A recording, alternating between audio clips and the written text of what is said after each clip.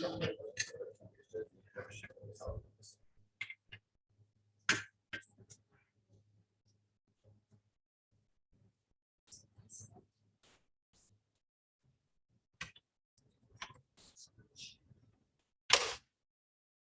we get started? Let's go. So welcome to the next in the Art, Music, and Poetry in the Planetarium series. Some of our events were on the cloud at the beginning of the year during the pandemic. Now we're in the planetarium. Very reduced seating, but we're very enthusiastic, yes? We're super grateful to the Imagine Fund, which is the primary funding for this, our partners in the Motion Media and Design Lab and the Planetarium, who have been our hosts and co-promoters, and the program in writing studies, without which this would not have happened. And with that, for our program today on expansion, I'll turn things over to Jessica of the Alworth Planetarium. Okay. Hi, everyone. I'm back here in the back. I am Jessica. I'm the director of the planetarium, and just echoing, we were so excited to have people back in. We did 2 weeks ago, was the first time in like 15 months that we've had people sitting in these seats, and it was kind of an emotional experience, I would say. So with that, I'm going to do a little bit of a show with the planetarium to get us started. I will skip the same warning I gave 2 weeks ago, because it has been 15 months since we've really done this, and I've had one show since we got back. I may be a little rusty, so stick with me in case I mess up any controls. I should be good, but I like to give the warning just in case. So let me get our lights turned down and get it shared online. That off. So for folks watching on Zoom, I'm going to share the screen that everyone else is seeing. All right.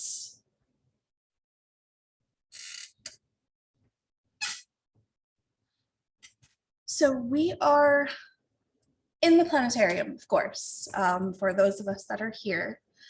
And that may be strange to some people, right? Having poetry and art in the planetarium, but we argue that it's not strange. The stars and the cosmos were one of the first ways of telling stories, seeing the pictures in the stars and using those to tell stories, whether it was mythologies, histories, religious stories. And people have been doing this since, honestly, as long as we have records of cultures, we see evidence of them using the stars. And so in the past, for our past shows, I have done a star show talking about stories that we can find in the stars from cultures all over the world. But I thought I'd do something a little bit different today. Since our topic is expansion, I figured I would expand on this idea. Okay, so we are currently sitting on the Earth, where we can see a good bit from here, right? We see the stars, we see the constellations, which are those pictures that we see in the stars. We can even see some of the planets. I can turn us around, there we go. The moon is up there. There's a lot that we can see. But we have learned so much more about our universe and what's going on by leaving the Earth. And so that's what we're going to do. So once we make it back around, we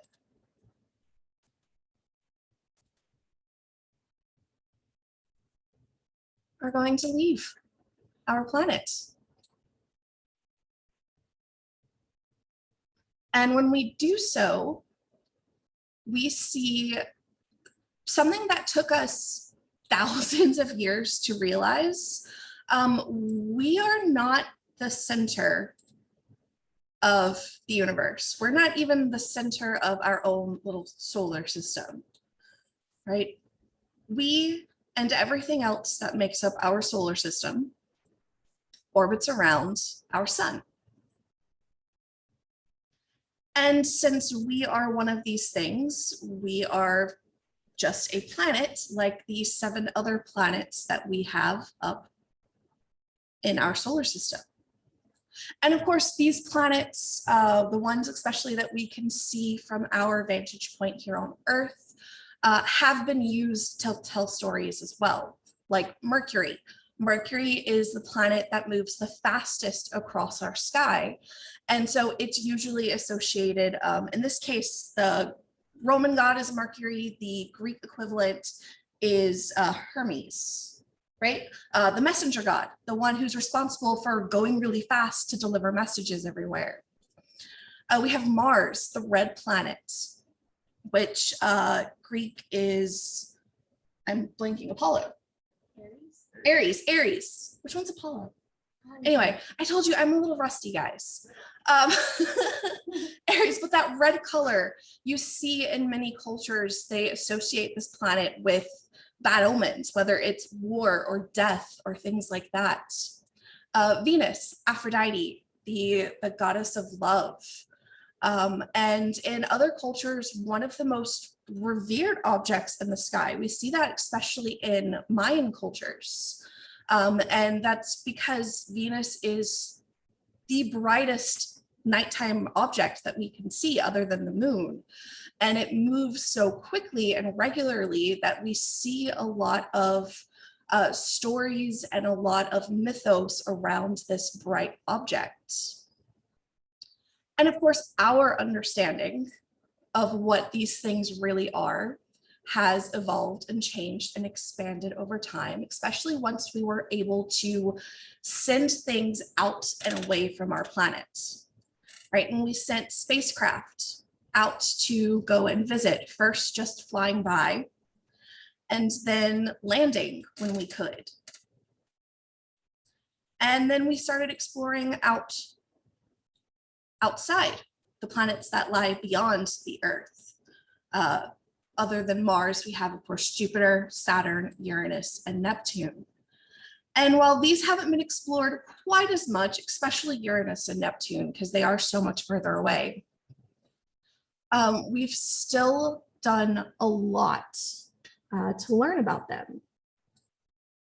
And one of the most important spacecraft to do so was Voyager. Because Voyager, oops, that's not what I meant. Where's it at? Oh, there we go. I told you, a little rusty. Voyager not only has gone out to the outer planets, but is now outside of our solar system, or at least the main part of our solar system. Voyager 2 being the furthest man-made object from the Earth, and is allowing us to expand our knowledge and explore further and further and further out. And of course, as we keep moving out and away, we realize that our system, our sun and planets, is not the only one out there. There are billions of other stars just like ours in our galaxy. And from what we can tell, at least half of these, probably more, have planets. Some of those planets are like our own.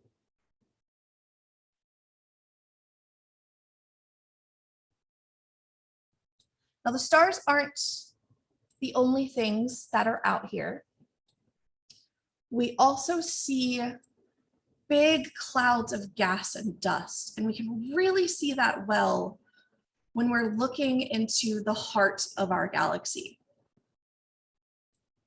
all of those dark bands that we're seeing, that's the gas and the dust that's blocking our view from the light from the stars that lie behind them.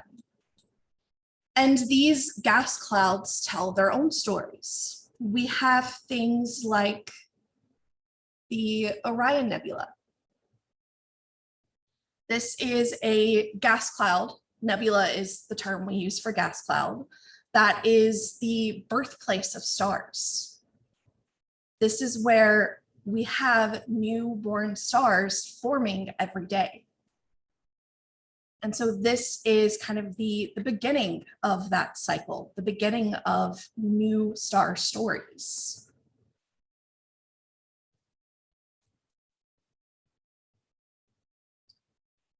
But other gas clouds, other nebulae, are on the other end of the side, telling us the stories of how these stars die. So some stars end their lives pretty simply by just kind of puffing out their layers and letting go of that gas slowly over time. And what you end up with is this cloud of gas surrounding the dead remnant of the star. And we call this a planetary nebula. And this is what our own sun is going to do. Just very quietly kind of shed its outer layers as it slowly dies. And then that gas that gets expelled away, that gets pushed away for a time while it's still really hot, glows. And we see this glowing cloud of gas that is our planetary nebula. And so some of these stars end pretty quietly. Others, not so much. The really, really big stars out there have a much more eventful death. I did not time that very well. Come on, let's go. Time to die. Come on, there we go. They explode in a giant explosion that we call a supernova event. And when they do that, they blast out those layers of gas out around them, leaving behind what we call a supernova remnant. That can look kind of like this, a lot more chaotic, right? In the appearance and in the structure of the gas, because the actual event itself is a lot more energetic and chaotic. And so in these clouds of gas that are within our galaxy, we see the stories of the stars themselves, not from the pictures that we see from our vantage point, but the actual life and death of these stars.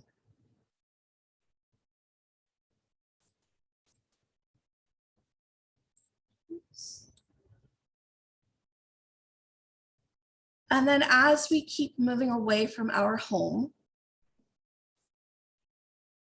we see that all of these stars live together in our galaxy.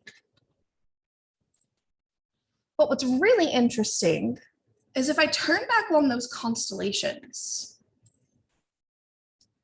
see that small little section there that has all those red lines? Those red lines are the lines connecting the stars of the constellations that we see here on Earth. And as I start to pull away some more so that we can really see our whole galaxy, those stars that we see up at night are really just a teeny tiny portion of everything that makes up our galaxy. We're only seeing up in our nighttime sky the closest couple thousand stars. There are hundreds of billions of other stars out there in our galaxy and beyond. And of course, if we keep moving out, we see that our galaxy is not the only one out there. Lying near us is a collection of galaxies that we call the local group. I know it's not the most clever of name, but it's a group of about 60 to 70 galaxies that all live kind of together in the universe near each other in this what we call galaxy group, and ours is the local group. And our own galaxy, the Milky Way, isn't even the largest of these. The largest is actually Andromeda, the Andromeda galaxy. The Andromeda galaxy is about twice the size of our Milky Way. So we're actually only the second largest in our own group. There's one more kind of larger galaxy in our group, and it's this guy, Triangulum. It's much smaller than the Milky Way and the Andromeda.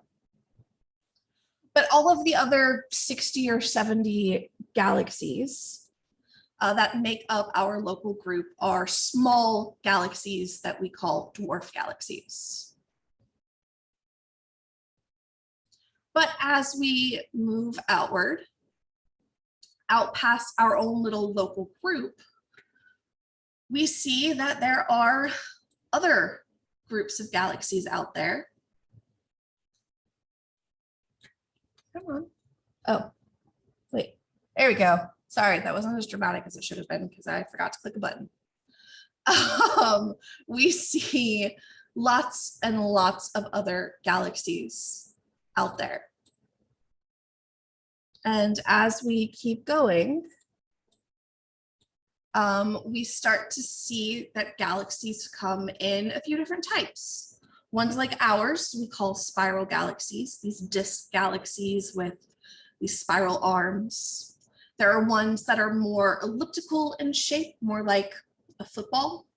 And those are our elliptical galaxies. And then the things that kind of don't fit either of those categories are irregulars.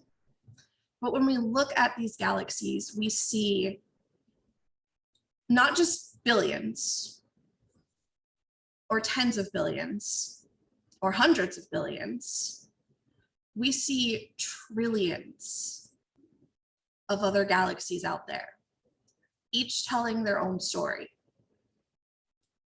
And one of the really cool things with astronomy, because light takes time to travel from point A to B, the light that's coming from these really, really distant galaxies had to have started its journey billions of light years ago.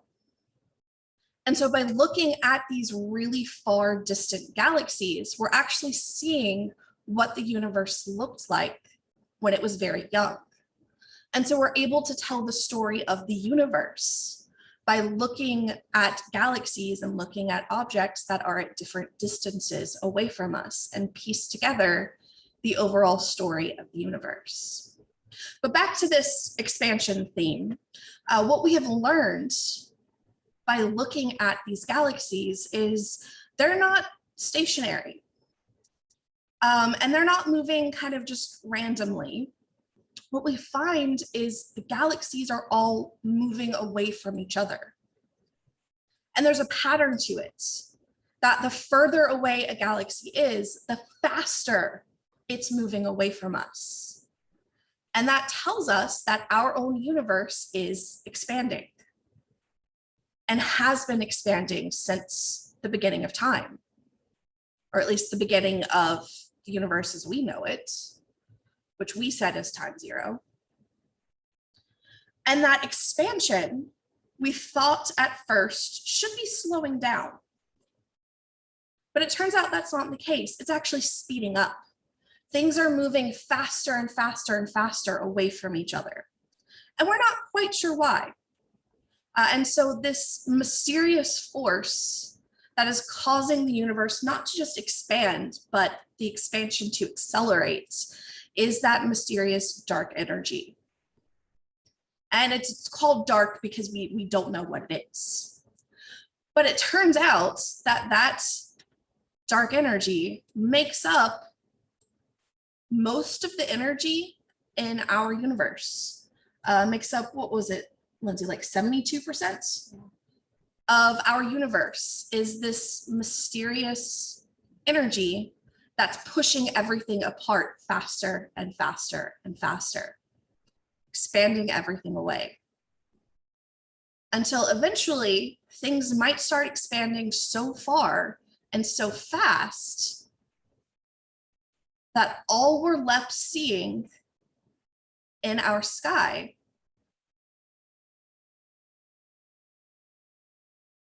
is our own sun.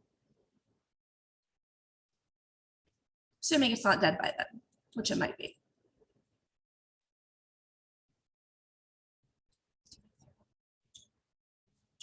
Oh yeah, I can do that real quick. You want to talk about that? Okay, so Lindsay wants to talk real quick because I've thrown up this image and forgot to go back and talk about it. So I'm gonna let Lindsay say something. So this is like where some music images kind of really collided with astronomy. So we're sending this Voyager spacecraft out into space, and it's going to keep going forever until it collides, hopefully with, or not hopefully if the aliens are not nice, but hopefully with a nice alien planet. And if there are in fact aliens that find our spacecraft, how do we communicate with them when we don't have a common language? So, one thing, obviously, images, things that they can see. And then a common thing that we have all around the Earth is music. And we can use music to communicate, even though we can't see each other's languages. And so, right there, you can see, it says the sounds of Earth. So this was Carl Sagan.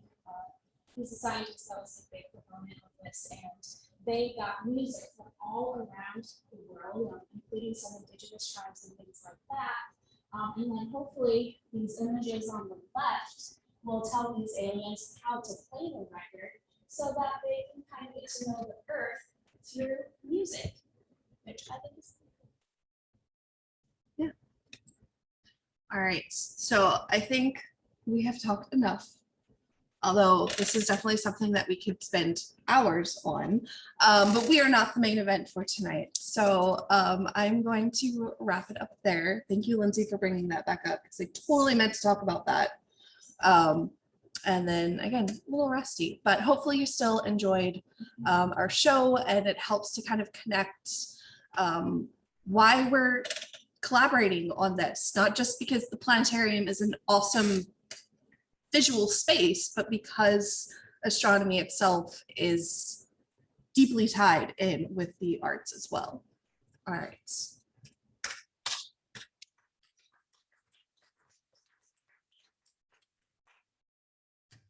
Thank you. All right, so give me just a second to get our guest for tonight, or not tonight. I'm so used to doing this at night. Guests for today up on the dome.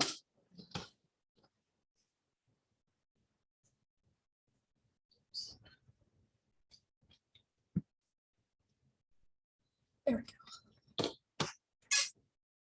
go. And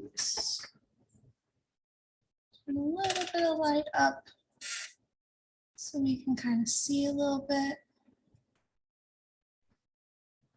All right. And I'm going to turn it over to you guys. Hi, Bianca, can you hear me? Yep. Awesome. It's kind of weird, 'cause, like you're back here and I'm like looking this way, so it's kind of trippy. But so thank you so much for being here today, Bianca. I'll just do a quick bio that I sort of stole from your website. Bianca Stone is a writer and visual artist. She was born and raised in Vermont and moved to New York City, where she received her MFA from NYU in 2009.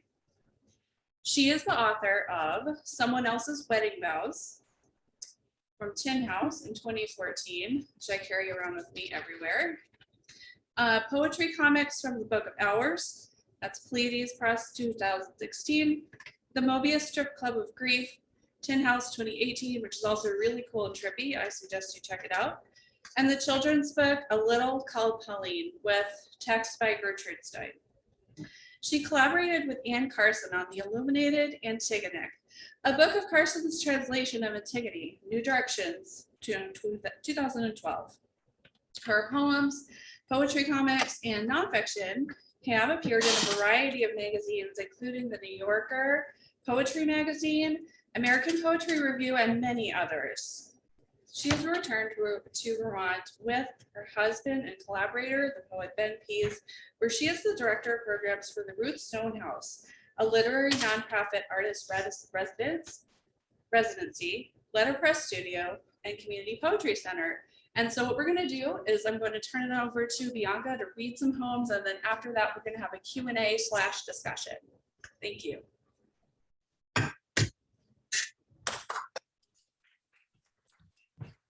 Thank you guys so much.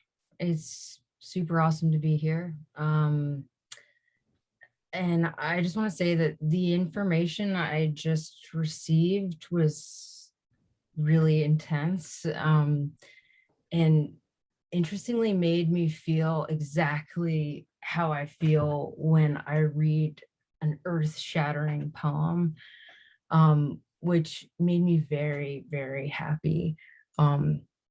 I've been thinking in preparation for this just a little bit about the connections between the expanding universe and how poetry works, which of course, there are a lot of connections. But I loved this Robert Graves quote that I wanted to read from The White Goddess.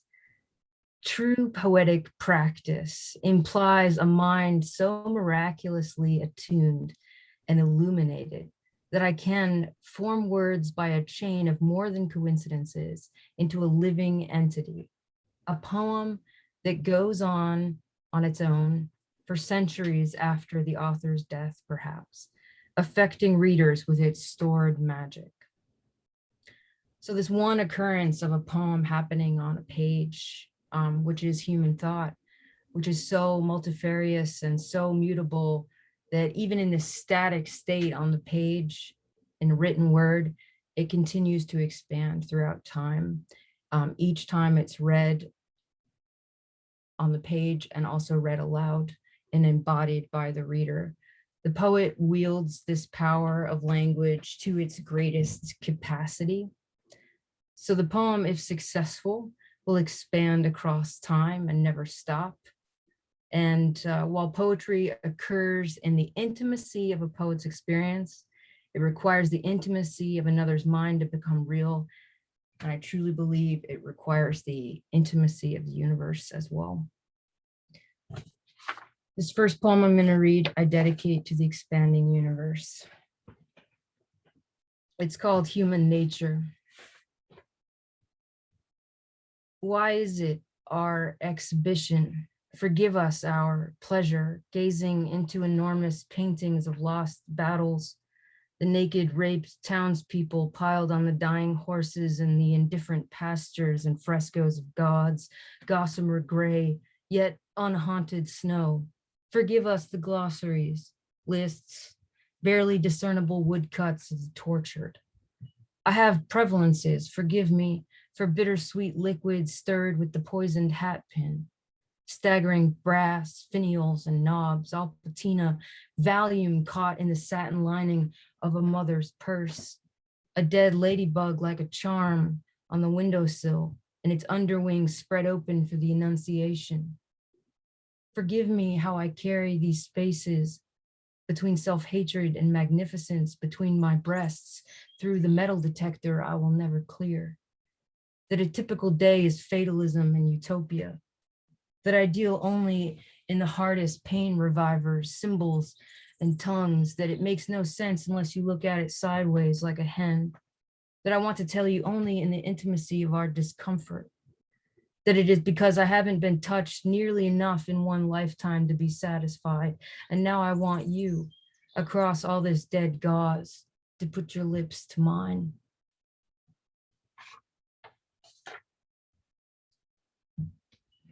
God searches for God. Of my unclear and unimaginable self, I want none of it. There is nothing higher than I. Only monks at my feet kissing warts. I have nothing to give but tears, of which one is too much and the whole sea not enough. Do not fathom me here. Do not touch this. Having laid the cosmic egg, who will take my eternal life in their hands? It is said this planet came to be when I was pulled apart. Poems are definitely like stars gone supernova, holding all this information in the chaos. This poem is called You Could Spend Every Night with the Television.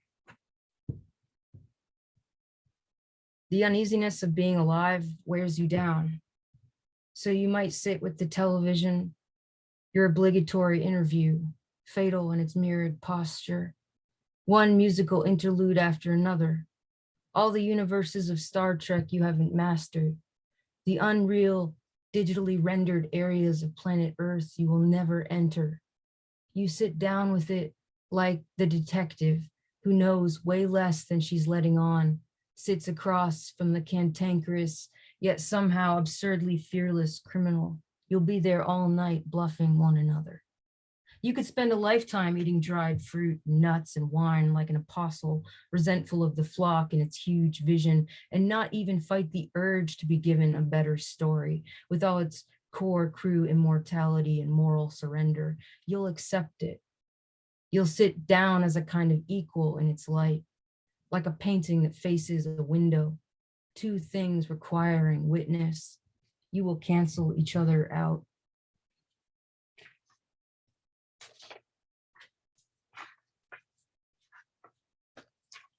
Routine. Some days I get up to go for a run, but instead just sit in spandex and write about the fog. Is the fog lifting or the trees rising? Who cares? Nature transfers her blood into the air. We are her lung cancer, her trans fat, her addiction. Some days I get up to write, but instead I clean. The great lie that I'm doing something. The horrible way ketchup keeps still bright and beer cans lined up on the porch railing. It is the end of summer. The insects are at their biggest. They bang and thrum against the screens, maniacs giving their last hurrah. I creep around like Nancy Drew with my hunch and no real proof. All things feel preordained, repeated. My body is numb. Without anticipation, I sit in the lobby of somebody else's potential, thinking it is my own.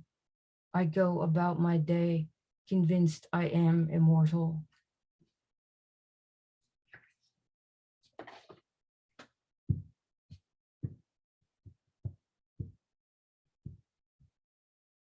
Does life exist independent of its form? What is immortal? And if it is immortal, how is it that it has an incurable disease and wanders around a total aberration, a mutant, while the catamount vanishes from the species? Is it that we live at the top of the food chain alone, with no link to anything above us, no elegant forfeiture in the mouth of the tiger? Or is our problem that we do not actually live at the top of the food chain and are devoured daily by thought and time, holy and obscene, unmentionable? Time does not go beyond its maiden name. In any way, right now, everything tastes good. All the male poets' poems and dirty, dirty chocolate layer cake. I swallow it with a glass of milk. The crumb crawls down my throat and enters me. The power of Christ compels not I, but the wish to be changed.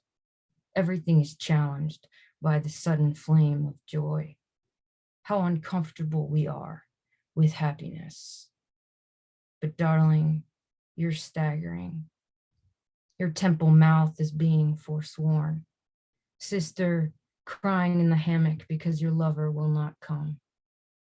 The children are screaming and running with blue guns in the air, with cuts on their feet.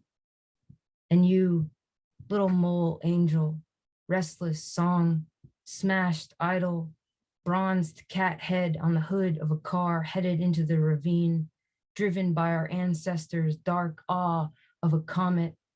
How can someone not become heartbreaking? in one sense of the word. Not find they are a stranger in their own household of truly unnameable need.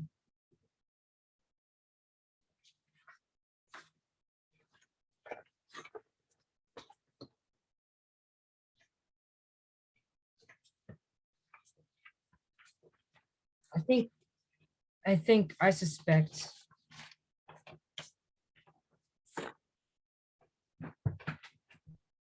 suspect religion is important in this discussion as well. Our myth, our mythos, our mythology, very important. This poem is called Apocrypha.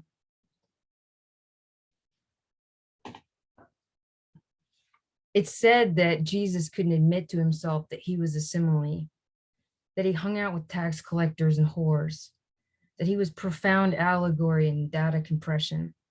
He said he'd explain later, but rarely did. He fostered over 1 billion abandoned children. Whenever he saw someone remodeling a home, he would volunteer his skills, sanding the drywall until the seam was virtually seamless. They say he was jealous of Osiris. The last thing he sucked on was vinegar from a sponge lifted up on a hyssop plant. And who can explain it to the literalists? He said no man could spiritually mature without also being a woman, no woman without also becoming a man. Peter hates all my sex, Mary wept to him one day. Whenever Jesus saw a horse standing in a field in the rain, totally still, with its eyes closed, he fell into a depression because he knew he would never see humanity through such an education. They say his favorite thing to do on Passover was dunk the egg in salt water and feed it to Mary. They say that a man named Simon also went around calling himself Christ, suffered in Judea, and paired with a redeemed harlot. It was common knowledge that Jesus was everyone, loved Mary Magdalene best of all the disciples, that all the women surrounding him were named Mary, confusing on purpose, that the myth was created to make a tangible basis for comparison, that because of him, Rilke thought life was a series of coded messages, and in conversation, Rilke spoke as if in spells, as naturally as adverbs. In any way, we're all manifestations of that. Like a fungus, we are the fruit of a network linking plants through minute cords of mycelium. They say that God is the oldest tree in the universe, that Jesus was simply a Douglas fir, that in the beginning, a stone was flung into the air and it snapped into a bird that made a song of a phone ringing, that the bird shat on the head of a primeval woman who was giving birth to fraternal twins in a field of thistles, that each twin went out into the world dazed, ignorant, lost, that it was all part of the great big plan. They say that relative to our desires, our goodness is overwhelming, that living is tragic comedy, that we seek what is good for the limited idea of good, that we should go bigger, that we were unsavable, but already saved, that we partied so well, that we never had through the wall to confess, that we were forgiven from birth, that it was just a matter of remembering.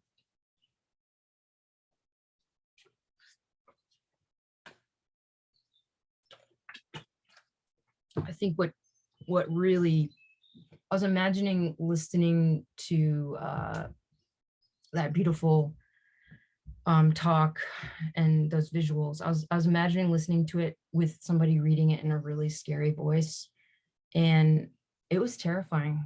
I mean, I love how utterly terrifying and amazing it is at the same time. And I think what really was the nail being hammered into the board was the dark matter, the nothing, the thing we can't see that's behind it all. Thank God for that thing. I don't want to know. I just want it to keep doing its thing. But damn, that's like what we're doing in poetry. We're like talking to that thing. I'm talking to that thing. Tragic nature. Your 3-year-old has found you sitting in your kitchen. You can hardly speak when you're like this. She pauses, asks you why you are sad, climbs onto the counter, and begins siphoning something into the corner of your mouth with a plastic play syringe. Lemonade, it turns out. The sugar enters you.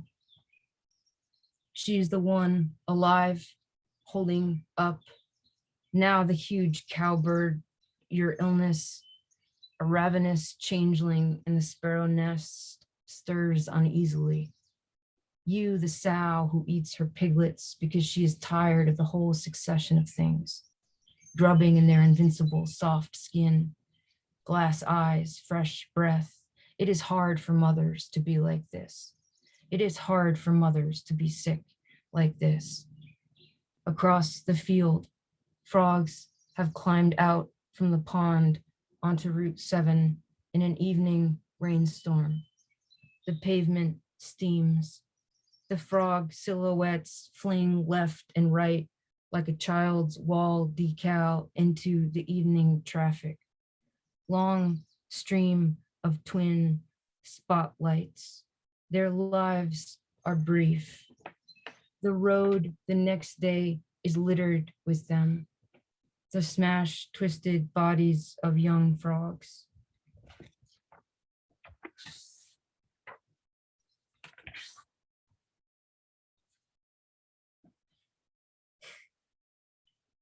Busting out all my science poems.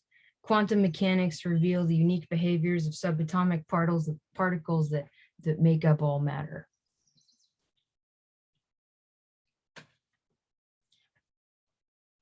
I've disappeared into the huge false teeth of my grandmother's mouth, hoping she'll posthumously forgive me for our fight when she shouted so hard they fell out. You don't like me anymore because you found out I have dentures, she said later. I was the crocodile stunned shut. My love could never be fully trusted. Unique behaviors between mothers and daughters are like the behaviors between subatomic particles that make up all matter.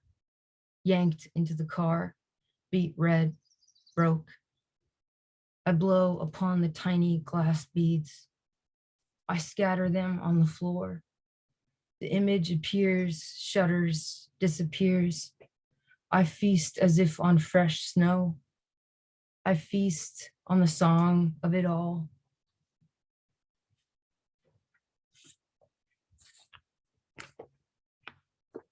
The last poem I'm going to read is called The Way Things Were Up Until Now.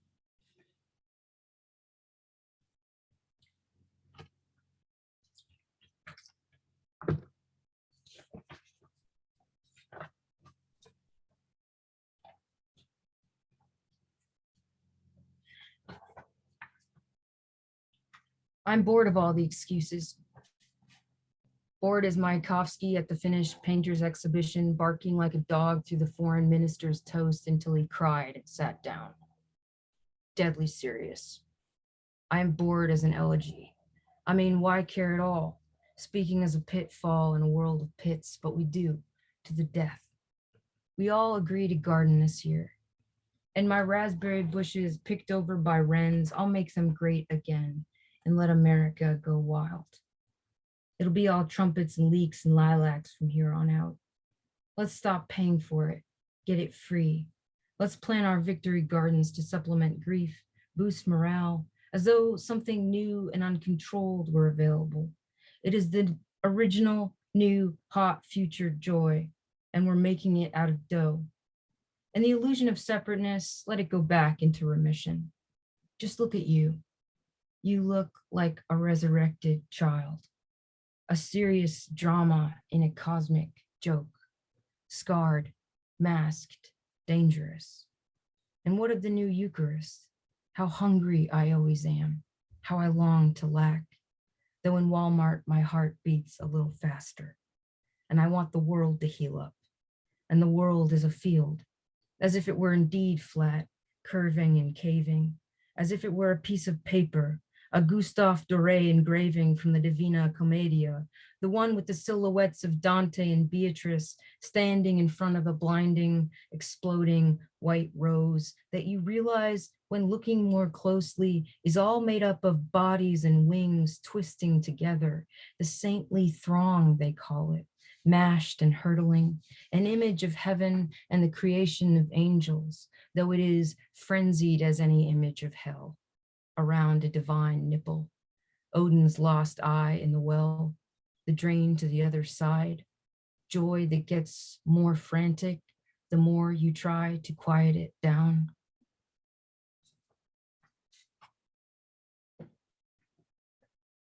Thank you so much.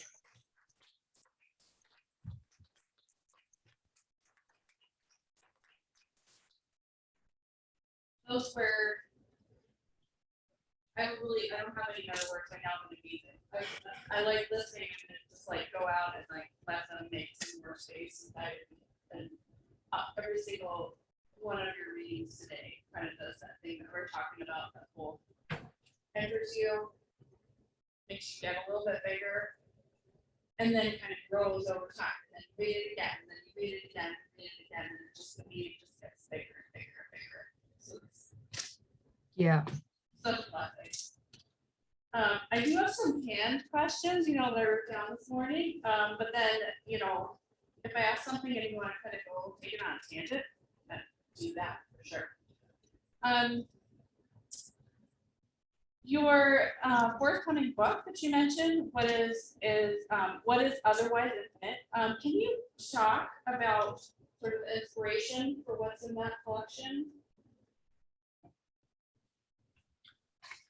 Yeah, I can.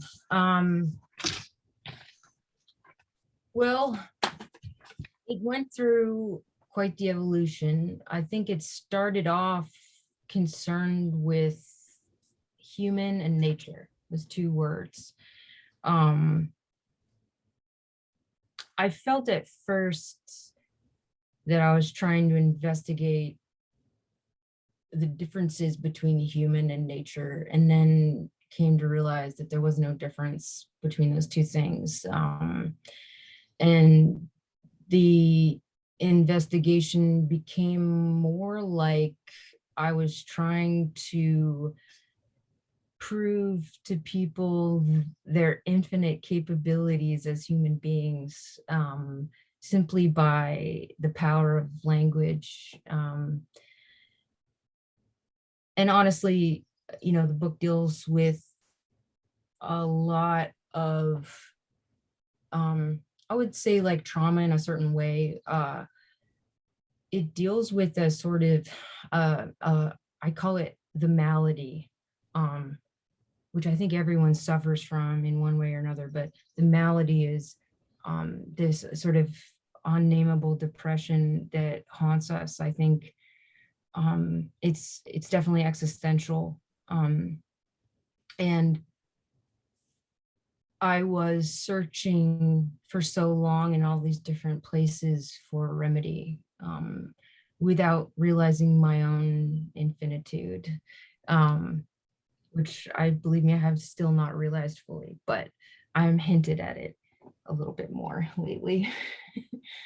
But yeah, right. So this sort of like prevalence for people to like, we keep trying and trying and trying to like figure things out and fix things and like do the right things and like make goals and like nail our habits and all this stuff, and like it's self-help, it's just like, and so much of that just ends up being more self-harm and more self-destruction and just more anxiety. And I really had to remind myself that language and art is what makes me feel infinite, and connecting with other people through art is, and of course I just had to work on my own stuff personally, but so I could get to that place where I could actually make that art. But yeah, all those things, just everything. I threw it all in there. That's The infinite. like a story of everything, right? Yeah. So when you're kind of writing about some of these things that are a little bit heavier, I appreciate it. Without getting too heavy yourself, like how do you use play or playfulness in your creative process? Well, I think it's a really good and important question. And play keeps coming up a lot in a lot of discussions I'm having, a lot of classes I'm teaching. But I think it's really an important, actually a crucial element in dealing with these heavy themes. So we sort of come at it with this dread and horror, but really you just are sort of getting it out there and then sort of examining what it is through language and metaphor, because that's what I think a lot of heavy themes can only be expressed through metaphor, and metaphor is sort of like play, right? I mean, I have a lot of fun with simile and metaphor, like comparing things. And if you think of playfulness too, which is slightly different, I think that really counterbalances the drama of it, the despair of it, and it heightens the complexity of drama as well. So, and for me too, like it was definitely the case with my last book, The Mobius Strip Club of Grief. I mean, just the title alone, like adding strip club in there was like my way into something that I found almost impossible to talk about in an interesting way to myself. Like the grief felt very just mute and cliche almost, and the sort of wry dark humor and the playfulness, because I didn't understand what that meant exactly, like combining women working at a strip club with processing grief in a family of women obsessed with pain. I didn't know what that meant. I still don't know what it means, which is great because it keeps expanding and I keep finding out more about it. But yeah, I think we forget that this is playful, you know, that writing poetry is a playful act, and communicating with our own creativity is not like picking a scab. It's like, I don't know, opening up some part of a dead frog and looking at how it works inside. That's a terrible metaphor, but that's what I got for you right now. Sounds like, you're like opening something up. Maybe it's a little bit gruesome at first, and then it turns into something else. Oh yeah, I was gonna say opening up your own chest, but then I was like, that's too far. I don't know if we're ready for that. No, go for it. Let's see. Sometimes I feel that I'm chasing that sort of mind explosion that comes with a really great poem. Mind explosion? Mind explosion. Yeah. Right. I'm chasing this mind explosion. Either reading something or reading something, trying to create myself, whatever. How do you stretch to make that kind of energy come alive on the page? In my own writing? Or even reading other people's poems, whatever, however you want to say it. Well, I try my best to do that with every poem, but it doesn't happen all the time. I'm like, right? I mean, I think what you're asking me is how do I write a poem that explodes that Emily Dickinson's top of their head off? Well, I think you have to take risks and embrace this uncertainty that I was sort of getting at with the playfulness. Because I think it kind of has to blow your own head off a little bit. And usually those are things that are unexpected and are in you, but you're not able to communicate with in a logical narrative way. So a lot of the work that a poet can do to try and create a poem that does that, hopefully, you hope, you pray,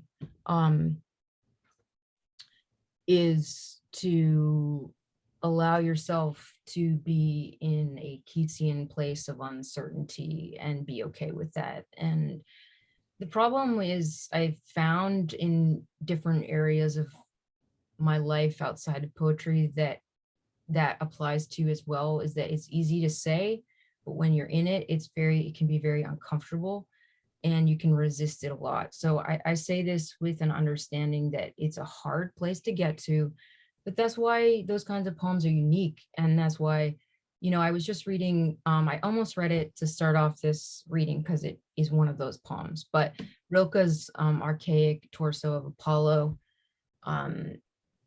Stephen Mitchell's translation, that poem really does that to me. It's a really shattering poem.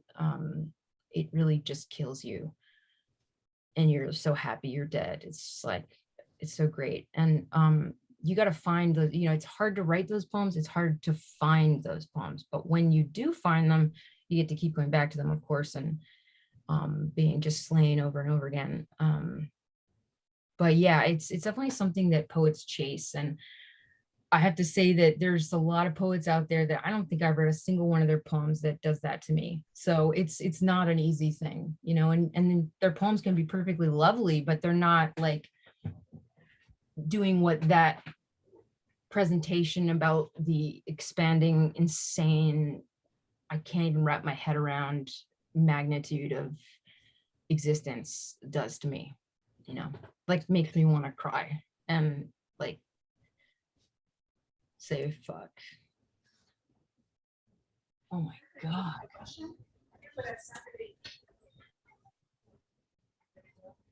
Hopefully I can't see anybody. Talk about, Erica has a question. Talk about. She can, like, the Is this loud enough? mic's back there, so. You can't hear me? I can use my big voice. That's good. Use your big voice. Okay, I got a big voice. My question is, what kind of, I guess, when you're writing a poem, do you have an object before you write? Or are you, how much, I'm trying to formulate this good question. How much is it are you conscious versus unconscious when you're writing? Yeah, that's a good question. That makes sense. That makes better sense, right? It does. It makes a lot of sense. And I think it's not one or the other. I think just this morning, I was looking at some of my poems getting ready for this. And then all of a sudden, like a line of a poem like appeared in my head. And I knew it was a big deal for me. It kind of was like, when you write poetry for a long time, you start to really recognize moments like that. So things come unbidden in a way, even though you sort of set the playing field by like surrounding yourself with things that pique your interest, like your own poems. And I only had that one line and I sat down and I didn't know where it was going to go from there, but that was enough, just to let myself see what happens. And it's amazing how the mind works. I mean, it actually thinks in a way that is very, it's very poetry friendly. It's just a matter of learning how to listen to your mind in its organic way, right? So you kind of have all the tools already in there to sit down without much intention and just start writing. It's just a matter of allowing yourself to get into that flow state.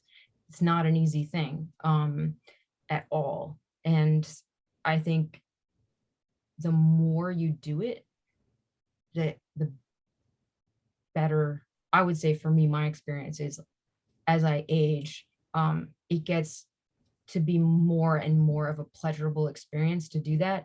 Because for me, I've broken through a lot of the barriers of what I think, that voice in my head that says, this is what you should be writing about, because this is what is in poetry, and this is how you should write it. And people are not going to like it unless you do it this way. And the way you think is wrong. It's got to be a different way, because we always think that the way we think is probably wrong. And we should be doing what somebody else is doing, but actually, no. I don't know if I'm answering your question. I do know if I'm answering your question. I want to Okay. be rambling, yeah. I think having, like, a lot of times I'm like, I really want to write about this thing that happened, this event, this memory. I know that that's something I want to write about. The problem and the challenge is figuring out how it's going to come out.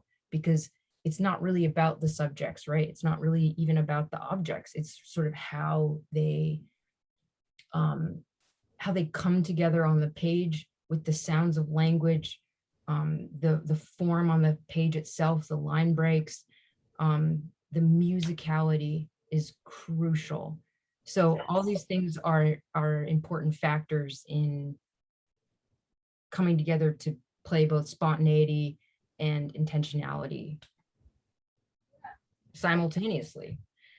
Yeah, so when you get done writing a poem, do you get into that biological, like your brain almost is like biologically somewhere else, kind of? Does that make sense? Like, am I in sort of like a trance state? Yeah, I think a little bit. a little bit.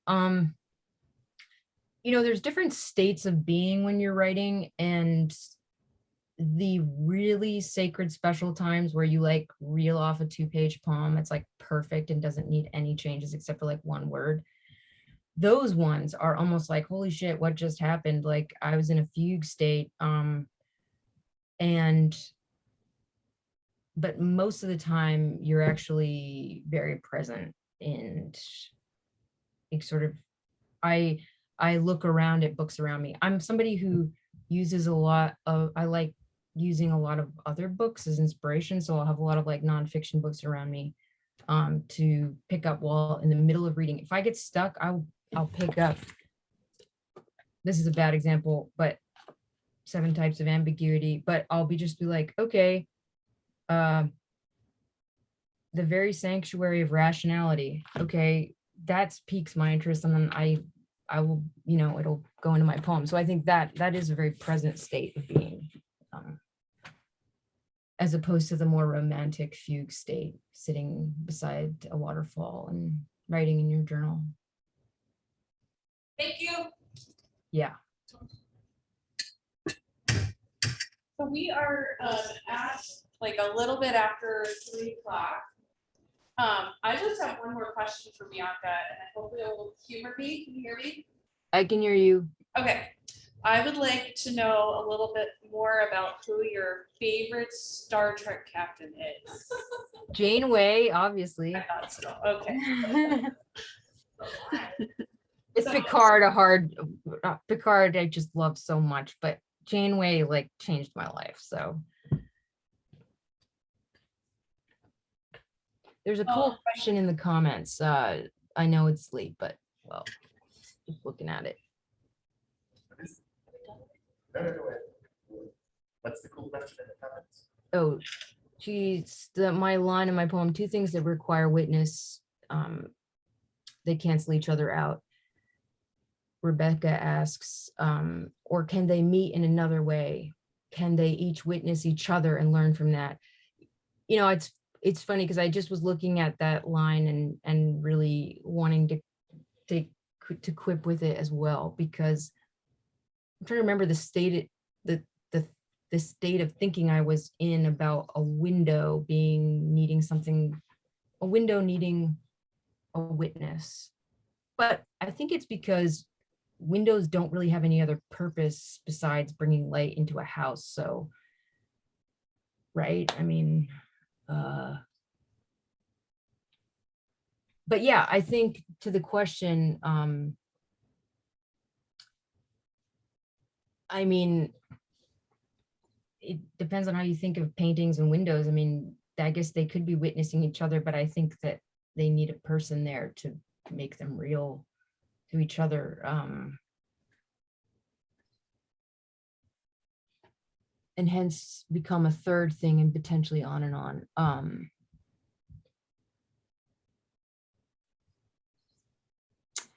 Do some things not need witnesses?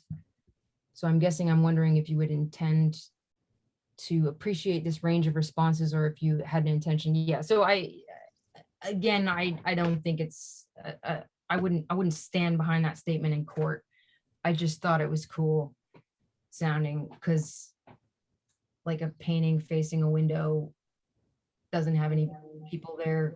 Just kind of.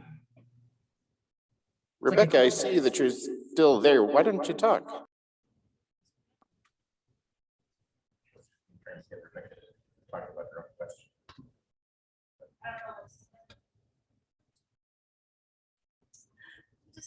his voice somewhere. He turned on his video as well. So were there any other questions that anyone had typed in the chat? I didn't see any. Okay. Hopefully we answered Rebecca's question. That was. I know, I feel like I really fucked that one up, Rebecca. Why don't you DM me after this? We'll talk about it. We'll figure this out. Hey, you know what? I'm here.